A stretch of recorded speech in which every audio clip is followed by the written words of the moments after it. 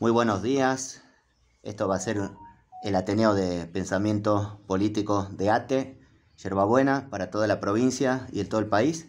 Hoy salimos en diferido desde el Pozo de Vargas, como podrán ver, y vamos a hacer de acá el programa y retransmitir a las 20:30, a las 20, perdón. Estamos aquí con Alejandra Montaner, secretaria general de ATE Yerbabuena. ¿Cómo estás, Ale? Bueno, muy buenas noches para los que vean de diferido, buenos días para los que estamos aquí presentes, aquí y ahora. La verdad que para nosotros es muy importante poder hacer este Ateneo, este espacio de pensamiento político, no solamente porque es algo que se viene sosteniendo en el tiempo, sino también porque es algo que compartimos con nuestros compañeros trabajadores y trabajadoras de todo lo que es, no solamente la seccional de ATE Yerbabuena, sino también de todo Tucumán, ¿no? Y eso nos permite a nosotros sostener la historia, pero no como algo que solo se deba recordar. Me parece que lo que hoy va a pasar acá también es poder pensar cómo continuar con una lucha, porque de eso se trata, ¿no? Y cómo nosotros desde el lugar donde estamos, en el espacio donde estemos, tenemos capacidad de transformación, tenemos capacidad de transformar esta realidad siempre y cuando la podamos conocer. Pero parece que conocerla, entonces quizás estos espacios de diálogo, de conocer a nuestros compañeros, a nuestras compañeras, de conocer lo que pasó acá en este espacio del Pozo de Vargas, que es emblemático en relación a la historia tucumana, y teniendo compañeros hoy acá presentes que nos van a aportar también su mirada en relación a esto. Y bueno, nada, no mucho más, agradecemos la presencia, la verdad, muchas gracias por estar, muchas gracias Paula, muchas gracias Hugo, vamos a ver todo lo que nos vas a contar, no es la primera vez que vamos a trabajar, Hugo Santillán, gracias Jaúbi por estar presente, gracias Rui por darnos este espacio, sabemos que no es fácil estar en este espacio, hicimos todos los permisos pertinentes por eso estamos acá, pero son complejos y la verdad que gracias a todos los trabajadores que son delegados de cada espacio de laburo que hoy nos pueden y nos van a brindar, nos van a abrir ahí más espacios para trabajar. Por ahora puedo decir eso. Bueno, muchas gracias. Y entonces presentamos a Rui Zurita del equipo de Arqueología y Antropología Forense de acá del Pozo de Vargas y del CAMIT. Rui, ¿cómo estás? Hola, buenas tardes a todos. Bueno, yo me voy a presentar como investigador y no como perito. Porque como perito, digamos, estoy ajustado a ciertas cuestiones legales, y entonces, bueno, como investigador del CAMIT, que es digamos, un grupo de estudiantes y de universitarios que nos dedicamos a investigar el pasado no tan lejano Tucumán, o sea, los últimos 50 años para acá. Y bueno, entonces les puedo contar un poco cómo empezó la investigación acá, en el Pozo Vargas, y bueno, algunas cosas o cuestiones, ítems, o sea, rasgos temporales que han ido saliendo y que nos acercan también un poco el proceso que ayudó a que el Pozo de Vargas hoy exista, o sea, como un espacio de invasión clandestina, como un centro clandestino, o como parte, digamos, ¿no?, de lo que sería el aparato represor, o sea, y desaparecedor de personas. Y bueno, también está Hugo ahí, que él puede aportar otras cosas, que es la historia de vida de él, y acá hay otros trabajadores que también viven por acá cerca y que también tienen un poco de historia para aportar. ¿Por qué me refiero a las historias? Porque en realidad el Pozo de Vargas, para que sea posible, primero para encontrar el lugar, nosotros tuvimos que trabajar con algo que se llama la memoria oral. La memoria oral es la memoria que todos llevamos del día a día y que en algún momento empieza a circular, empieza a hacerse común, y en ese sentido, hacerse común, esa memoria se transmite, así se generan a veces los mitos, las leyendas. En este caso del pozo, la gente transmitía que había un lugar cercano a la vía del tren donde habría existido un pozo donde se arrojaba gente durante la época de la dictadura. No había una fecha muy precisa tampoco, digamos, de qué año a qué año, ni tampoco cuál era la modalidad y esas cosas. ¿Qué sucede? En la zona esta donde está el pozo hoy en día, que está todo lleno de viviendas, era una zona rural, para Tafí Viejo era la zona rural de Tafí Viejo. Digamos, hay una división acá de calles, que es la Francisco de Aguirre y Camino al Perú. El ejido de Tafí Viejo termina sobre la vía del tren y sería más o menos la Francisco de Aguirre. Ahí empieza para aquel lado de Yerbabuena y sobre la viejo camino al Perú, empezaría lo que sería capital. Entonces, ¿qué tenemos de común en el Pozo? Que hay 3 municipios que terminan sus zonas más alejadas de los lugares céntricos de esos espacios, en el Pozo de Vargas. Entonces ahí lo tenemos, por ejemplo, una explicación de por qué podría haber sido elegido el Pozo de Vargas como un espacio para arrojar gente. ¿Por qué? Porque estaba alejado de las zonas urbanas. Entonces, cuando nosotros llegamos acá en el año 2001 y empezamos a buscar información, por pedido de la justicia, que a su vez fue por pedido de los familiares, porque los familiares, desde el momento que le secuestraron a su familia en el año 70, empezaron a buscar, empezaron a recopilar estas historias orales que les estaba comentando recién. A través de eso se llega a la justicia, y la justicia recurre a la Facultad de Ciencias Naturales, a la carrera de Arqueología, y la carrera de Arqueología responde, bueno, mandando un grupo de estudiantes y de profesionales de la arqueología, como técnicos de la justicia, como peritos. El trabajo, el primer punto pericial que tuvimos como perito era encontrar el Pozo de Vargas. O sea, si era real, si existía. Nosotros lo que habíamos hecho, vinimos acá a la zona, en distintos periodos de tiempo, o sea, porque empezaron un poco los requerimientos de parte de los familiares un poquito antes que la presentación oficial de la justicia. ¿Por qué estoy diciendo esto?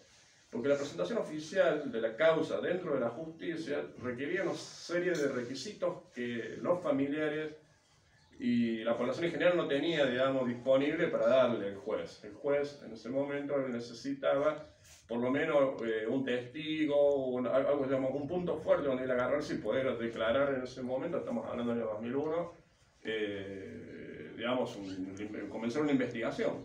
Entonces, hasta que se fue dando todo eso, después de varias presentaciones fallidas, por falta, digamos, de testigos y esas cosas, entonces se demoró. Entonces, en el año el 24 de abril del año 2002, es cuando el juez Terán, que estaba en ese momento, se llama Felipe Terán el juez, a través de la presentación que hace Enrique Romero, que trabaja en el municipio en esa época y que sigue trabajando ahora a cargo de la parte automotora de la municipalidad, estaba la coincidencia política de que Romero él era menemista, era peronista, menemista, y el juez era menemista, peronista. Entonces por eso se dio la posibilidad de que comenzar la causa. En realidad eso es lo mágico ahí. Hubo un convencimiento político para empezar eso. Ese convencimiento político que tenía respaldo la Junta de Memorias Morales que habían hecho los familiares y que nosotros las tomamos, las leímos, las estudiamos, empezamos a trabajar, a caminar por la zona. Nosotros cuando empezamos a caminar por la zona, por ejemplo, y a buscar el Pozo de Vargas, en realidad el primer lugar que nosotros encontramos era donde ahora están las plazas estas en Tafí Viejo, cerca de una de las sedes que tienen ahí de ATE.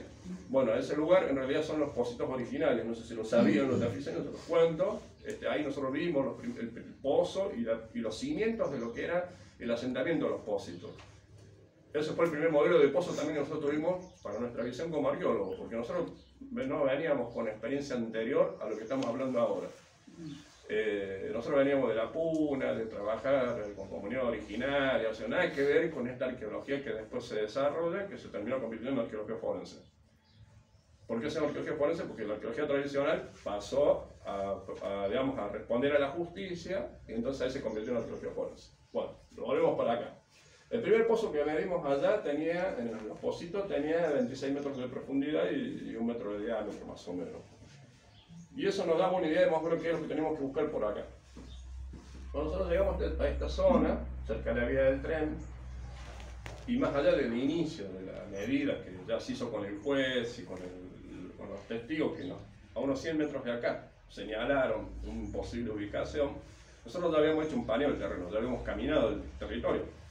Cuando nos fuimos a todos los pocitos, nos fuimos para allá atrás hasta casi el ingenio que está para allá atrás, o sea, hicimos una buena caminata. Y de esa caminata fue que observamos que acá en la zona había una leve, digamos, inclinación en el terreno y, digamos, y los vegetales crecían distintos. Eso por un lado. Se empezaron a hacer una serie de calicatas, que son zanjas como la de los cimientos de las casas, Y eso nos permitió ver que la tierra no estaba disturbada en ciertas partes, pero cuando nos acercamos para esta zona ya empezamos a ver que había disturbación, o sea, había habido movimiento de tierra abajo de la superficie terrestre. Entonces, eso nos llevó hasta el lugar donde está el pozo ahora. Y así fue que encontramos el pozo. La causa empieza el 24 de abril del 2002, 2 semanas después ya habíamos encontrado lo que sería las evidencias del brocal del pozo, que eso después hay unas imágenes que está esa parte de la excavación, después la vemos ahí más en detalle. Y ahí comenzó la excavación. Comenzó la excavación del año 2002 hasta el año 2004. En el 2004 tuvimos unos cuantos meses parados. Cuando digo parados me refiero en la excavación, por falta de fondos y esas cosas, y por presiones políticas. En ese momento la presión política era que, bueno, había que encontrar algo, aparte del hueco que ya habíamos encontrado, que ya se había empezado a configurar el pozo. Cuando estoy hablando de que en el 2004, del 2002 al 2004 nosotros habíamos excavado 8 metros de profundidad, ¿no? Y el juez dice, bueno, hay que cerrar la casa porque si no aparecen huesos, esas cosas que se dan. Entonces, bueno, decidimos recurrir a un método un tanto drástico, que fue meter una clapeta. ¿Y qué es una clapeta? Es un caño de 2 pulgadas que tiene un martillo, se va perforando la tierra, va subiendo el caño, se abre el caño y se va viendo las muestras de tierra que van saliendo. En ese procedimiento, en el año 2004, nosotros sacábamos en un solo espacio, dentro del pozo, que tiene 3 metros de diámetro, en esa sola entrada y en ese solo lugar, que después fue en agosto del 2004, que se hizo esa medida, se hizo 3 veces en el mismo mes, la bajada esa del caño, salió una muestra ósea de 3 personas. O sea, había 3 fragmentitos óseos de 1,5 centímetros más o menos de diámetro que representaban a 3 personas distintas. Ese fue nuestro primer informe también forense. Ahí chocamos con la justicia con ese primer informe. ¿Por qué? Porque la justicia nos exigía esqueleto entero o cuerpo. Bueno, entonces hubo que explicarle cómo se había obtenido la muestra, qué parte humana representaba, que eso. Y ahí también fuimos el primer método, digamos, fuerte que nos pedía la justicia. Porque nosotros ¿qué hicimos? Parecía que eran 3 personas distintas, que tenían distintos sexos, distinta edad, y por eso eran 3 personas distintas. Lo hicimos con un método que se llama comparativo.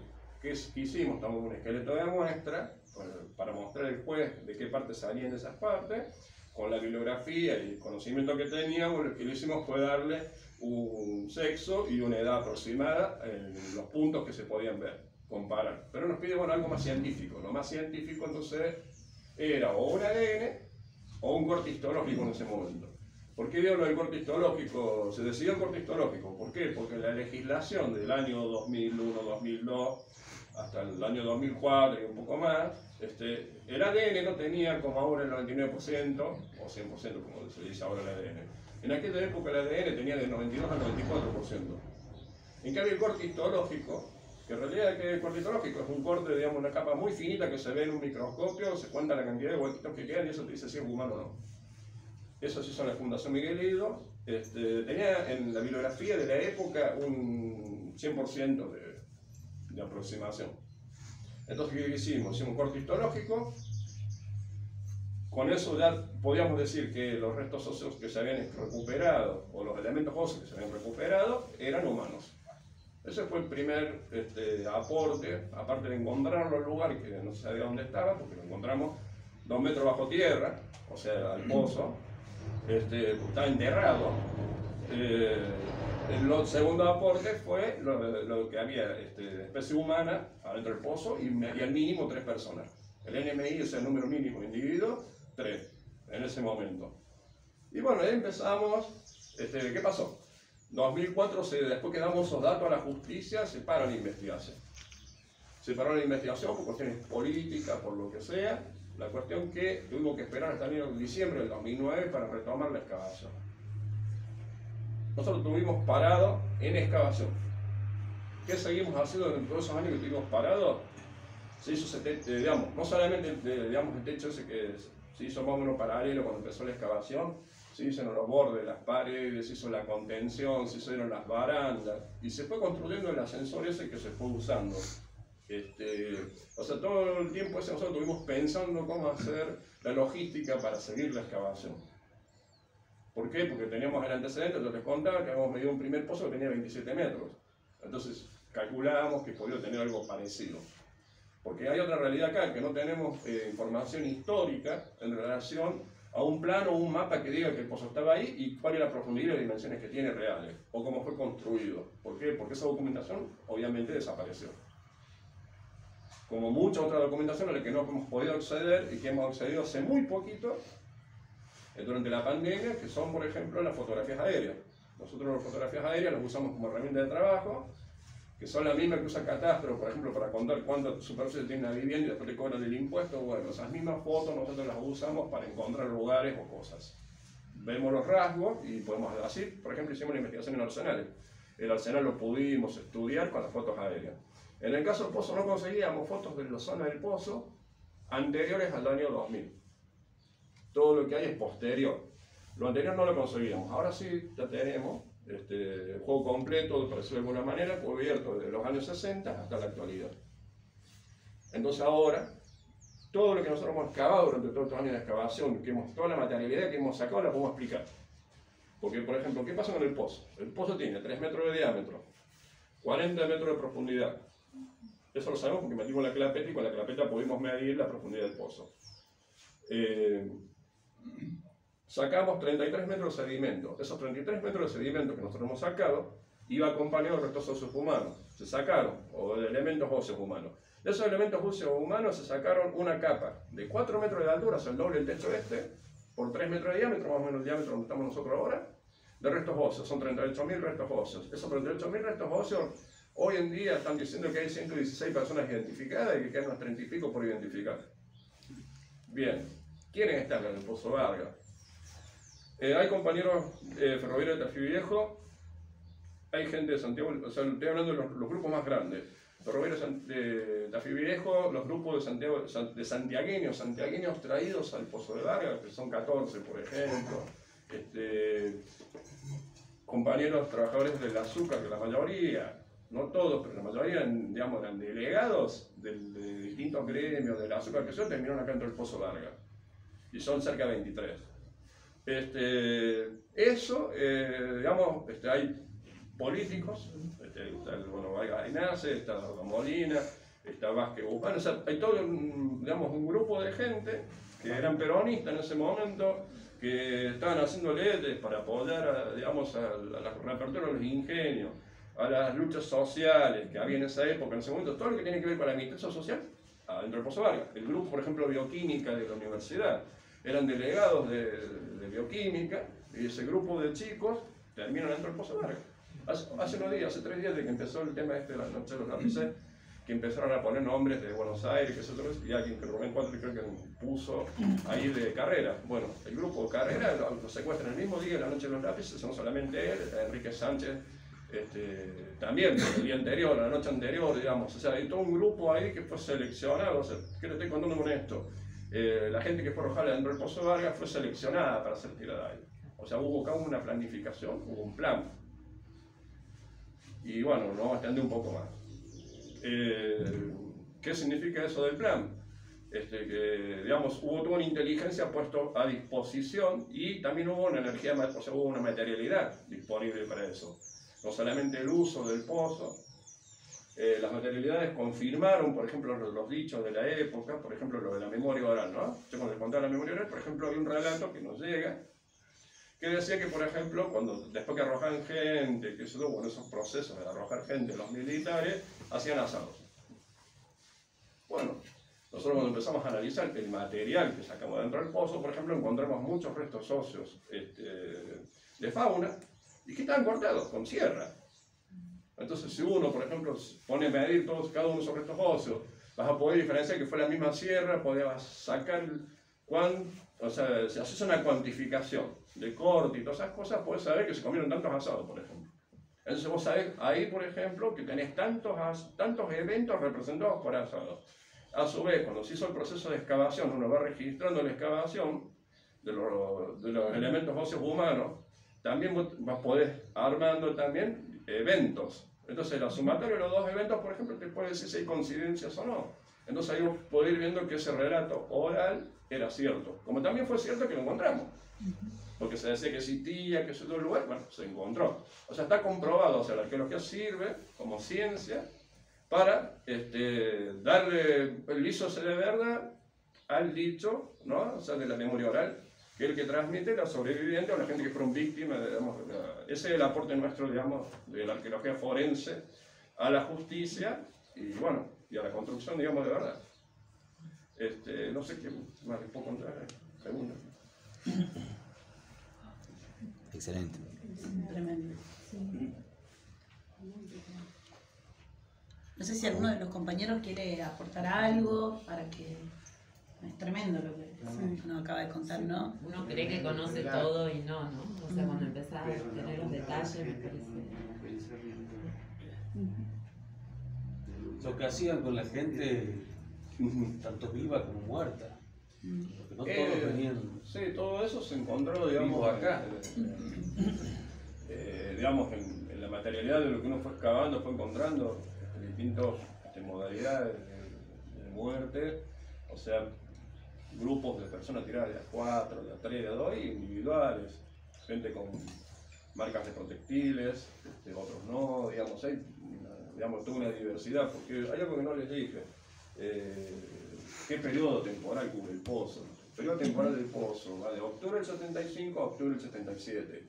Eso en base a las identificaciones nominales, o sea, que tiene nombre y apellido, que hace LEAF, el equipo argentino, el equipo forense argentino.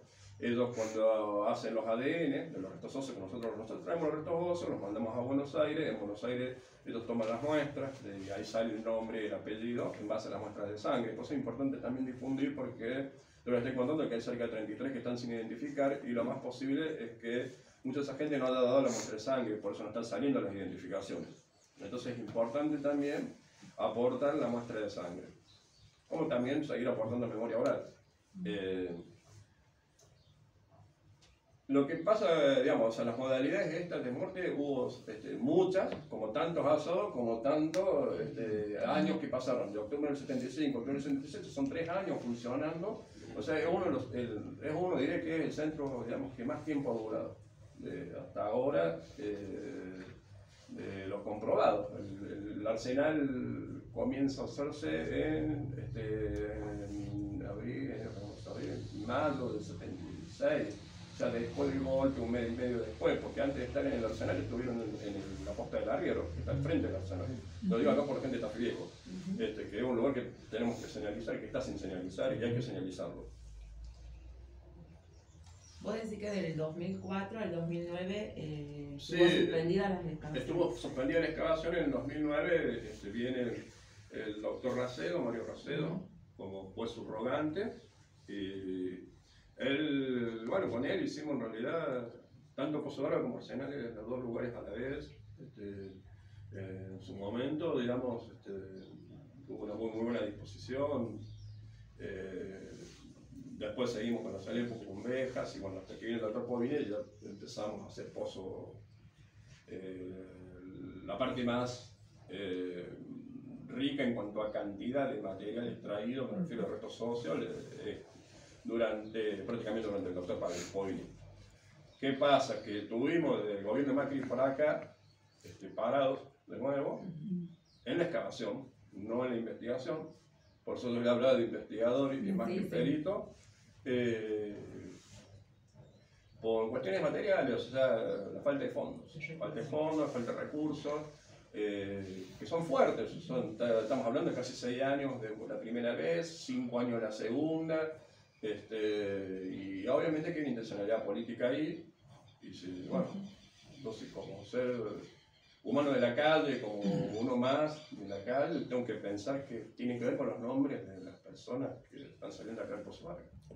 Hay mucha gente que está interesada en que no se sepan los nombres y que no se llegue también más atrás en la investigación, o sea, que no se sepa quiénes son los que lo pergeniaron, quiénes lo pensaron, quiénes eligieron el espacio, quiénes eligieron el lugar, porque también hay que preguntarse todas esas cosas. La planificación. ¿No? Claro, quién planifica, quién piensa, quién diseña, ¿no? Que también es importante llegar, no quedarse solamente con la imagen esa de un Bussi malo, sino que para que Bussi sea posible hubo otro montón de gente, un colectivo de gente que apoyó que tiene que ver con el fascismo, digamos, el fascismo se maneja así, digamos.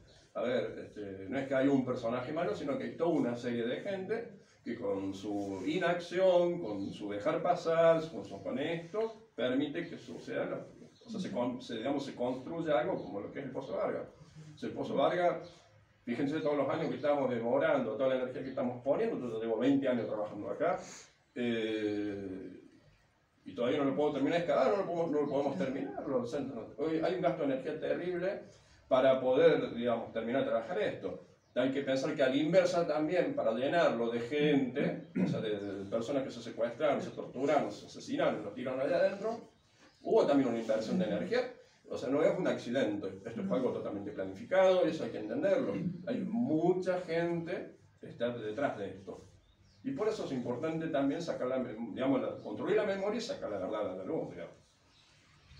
Eso. Y por eso, bueno, que estén todos ustedes como compañeros trabajadores, porque tienen que entender que ya fue posible una vez. Y hoy en día estamos viendo en la noticia todas las cosas, cómo avanza el fascismo a pasos agigantados. Tremendo. O sea, lo tenemos adentro.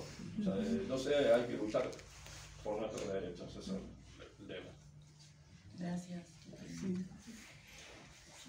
Como dice, ya lo hicieron una vez.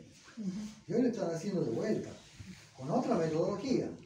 Pero el desaparecer al que no les conviene, al desaparecer que piensa diferente, lo están haciendo. Usaron los milicos en ese entonces. Hoy utilizan la justicia, utilizan los medios, ¿no es cierto? Y el atentado contra Cristina es una prueba fehaciente de cómo intentan de vuelta silenciarnos. Ya lo dije una vez en un acto. La pistola en la cabeza de Cristina no fue la pistola en la cabeza de Cristina, fue la pistola en la cabeza de todos y cada uno de nosotros y nosotras. ¿No es cierto? Entonces cambia la metodología, pero los organizadores de todo esto, que no debe ser lo mismo del año 77, pero sí son sus sucesores y son el mismo fascismo que sigue trabajando, lo está haciendo hoy. Y la memoria de nuestros compañeros y compañeras desaparecidos y integrados acá en el Pozo de Vargas, son los que nos tienen que alentar a no cesar nuestra lucha, nuestra militancia, en pos de nuestros derechos, en pos de nuestras garantías, porque si no, nos van a intentar llevar puestos nuevamente.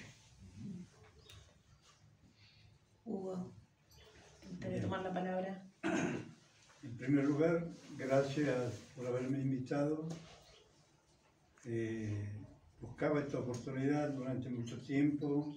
Lamentablemente, muchas puertas se cierran cuando se tocan intereses. Soy un detenido del 24 de marzo. El 22 de marzo asesinan a mi hermano y soy detenido en el cementerio.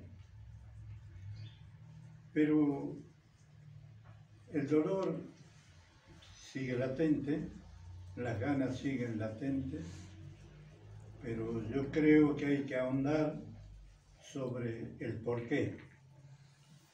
Evidentemente ha sido muy cruel, muy duro, pero ¿quiénes son los responsables?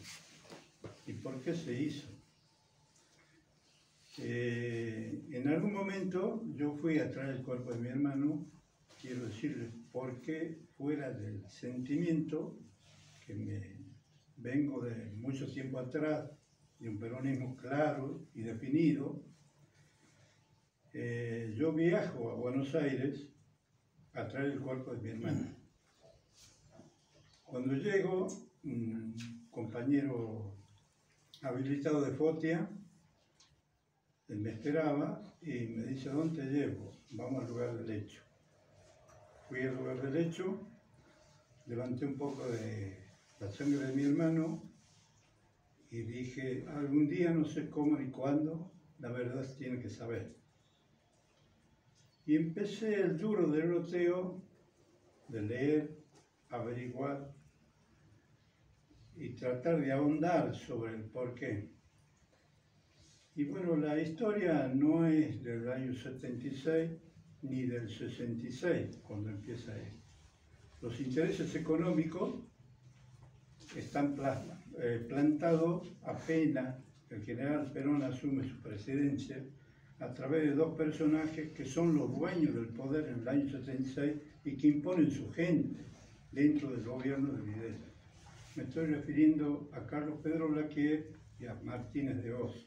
Ellos fundan en aquel momento, en 1946, una agrupación que se llamaba ACDA, Asociación de Jóvenes para la Democracia Argentina, y editan una revista que se llamaba Demo, donde van desarrollando su pensamiento en cuanto a la historia y a los sucesos por venir.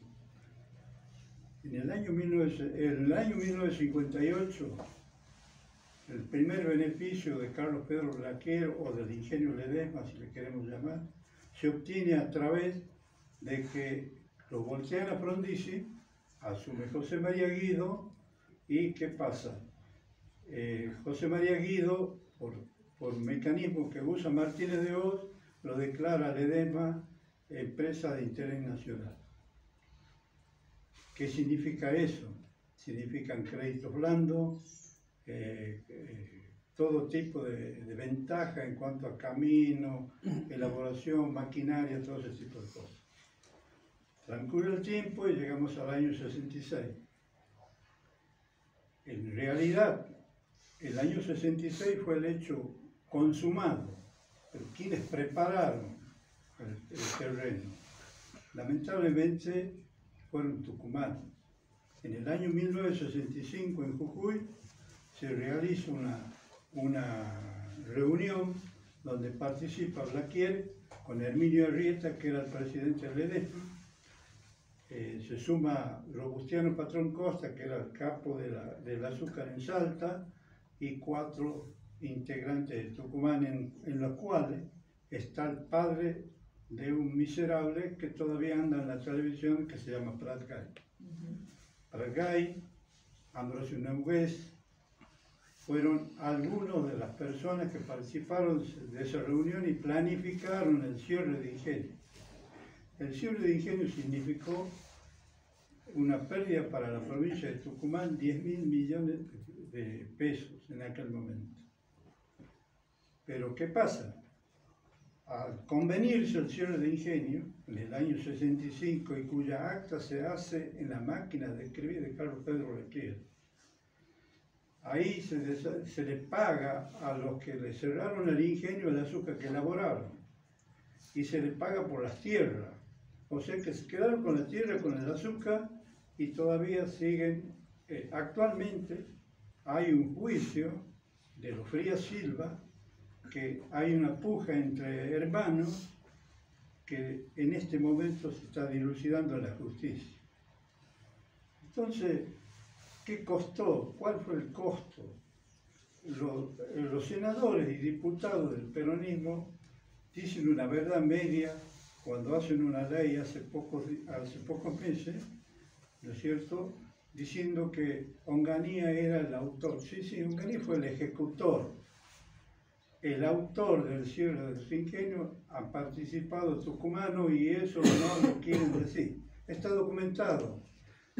Yo lo viví, pero nunca hablaba poco de ese tema. Pero ¿qué pasa? Cuando lo leo a Pucci o a Rosenberg, que escriben libros y que fueron autoridad dentro de la historia de la Universidad de Tucumán, ellos señalan ese tema. O sea, que uno está trabajando sobre la verdad de los hechos históricos. En el año 1976, pasa lo que hace un rato un compañero señalaba, que el método que se está usando hoy con huelga de los empresarios, de los poderosos, eso mismo pasó en enero de 1976. Hubo reuniones en Mar del Plata con el gran empresariado argentino y los militares, entre ellos un amigo íntimo de Videla, que se llamaba Hugo Miatelo, que era jefe de inteligencia de aquella época. Y ahí se manifestó qué iba a pasar con ciertas personas que se oponían, digamos, que buscaban el bien común, un mañana mejor o una provincia que se ponga de pie. Lamentablemente, pasó lo que pasó, pero el día 19 de marzo hay una reunión en el Ministerio de Trabajo de la Nación, donde se reúnen los dirigentes que iban a resistir si había gol. Y ahí se resuelve que los que iban a mover ese tema empezaban en el norte. ¿Qué quiere decir? Que a través de Fotia, de Cerro Arancibia, de Benito Romano, se iba a plantar la huelga general del país. Por eso la razón, una de las razones del asesinato de mi hermano, el asesinato de Arancibia, la desaparición de Rubén Chevalla y de Belgrano. Pero eso tiene otro ingrediente, porque en el año 1966, esas personas que yo acabo de nombrar, son los que encabezan la resistencia a Onganía. Y se arma un acta que se llamó en defensa de la economía de la provincia de Tucumán. Entonces, todo está pegado con todo y los responsables tienen nombre y apellido. Yendo ya a la desaparición de los compañeros y por qué el Pozo de Vargas existe, lamentablemente había un rol criminal de los empresarios azucareros de Tucumán, que aportaron casi 5 millones de dólares al mercenario genocida Antonio Domingo Bussi. El caso fronterista, ¿quién empieza la represión dura en Tucumán? Es una alianza de Minetti que tenía su sede en Córdoba, y el tercer cuerpo del ejército comandado por Benjamín Menéndez también tenía su sede en Córdoba. Por eso el primer centro clandestino para mí es el ingenio fronterista, reforzado con algunos estudios que han hecho algunos compañeros. Entonces se mata, se roba, se apodera han usado distintos métodos, se apoderan de bienes, de propiedades. Puedo nombrar el caso Mena, puedo nombrar el caso que hacía Condiment Persia, con quien yo compartí mis días de detención. Entonces, tenemos un cuadro de situación que acá al poder político, lamentablemente, no le interesa la verdad. El sector azucarero tenía un poder mucho, si buscan el libro lo van a saber, Fotia tenía un poder y estaba rodeado con una serie de compañeros, dirigentes de otros gremios políticos que buscaban reabrir los ingenios. Tengo documentación en la cual puedo demostrar la reunión de Fotia con el entonces gobernador y donde se le pide el acompañamiento para reabrir 5 ingenios. ¿Cómo se iba a reabrir? Era a través de la empresa nacional, que tenía 2 directores obreros de Fotia, que uno de ellos desaparece al poco tiempo que desaparece, a los pocos días que desaparece mi hermano. Entonces, con la ganancia de esa empresa íbamos a ir restableciendo los ingenios en las distintas partes que se había cerrado. Pero ¿qué pasa? Nadie se dio cuenta en su momento del poder económico del azúcar. Es decir, siempre se ha dicho Tucumán es azúcar, Tucumán tiene un movimiento determinado de la zafra, todo ese tipo de cosas. Pero lo que nadie dice hoy, que algunos delincuentes que están a cargo de ingenios, como Rocaferro, como el de Concepción, ¿no es cierto? Hoy, si tomamos en cuenta el precio del azúcar y la elaboración, tenemos una pequeña cifra de 300.000 millones de pesos que manejan 9 familias.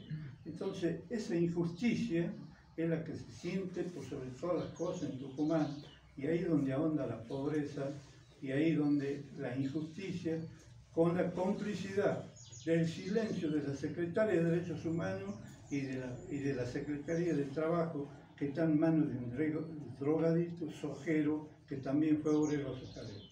Entonces, tenemos un cuadro de situación que la obsecuencia de mucha gente que tiene pequeño poder nos lleva a ciertas situaciones.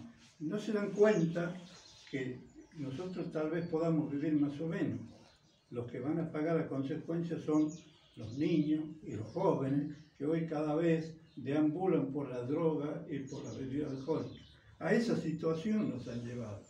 Entonces, acá puedo decir con propiedad cuánto ha puesto cada empresario azucarero. Está documentado en la justicia. Puedo decir, digamos, las cuentas que ha obtenido Antonio Domingo Bussi, toda su familia, uno por uno, todos con cuentas en el exterior, Luxemburgo, Nueva York, la Argentina, y puedo decir, puedo hablar de 77 bienes respaldados, incluso por escribanos de toda la familia Bussi. A eso votan 70.000 tucumanos. Es una vergüenza. No puede ser que seamos tan ignorantes y tan faltos de sensibilidad. Aquí ha corrido sangre y esa sangre tiene un precio, como les decía hace un rato.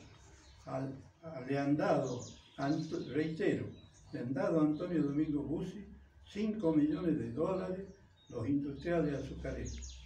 Esa plata se inventó una cuenta, después desapareció esa plata. Pero Bussi, fuera de las propiedades digamos, en la Argentina, tiene una propiedad también, digamos, en Uruguay. Entonces, con ese cuadro de situación, es lamentable que no se diga la verdad de la historia, a los efectos que los jóvenes entiendan y tomen la bandera que tiene que plantarse para poder tener un mañana mejor. Gracias, Hugo.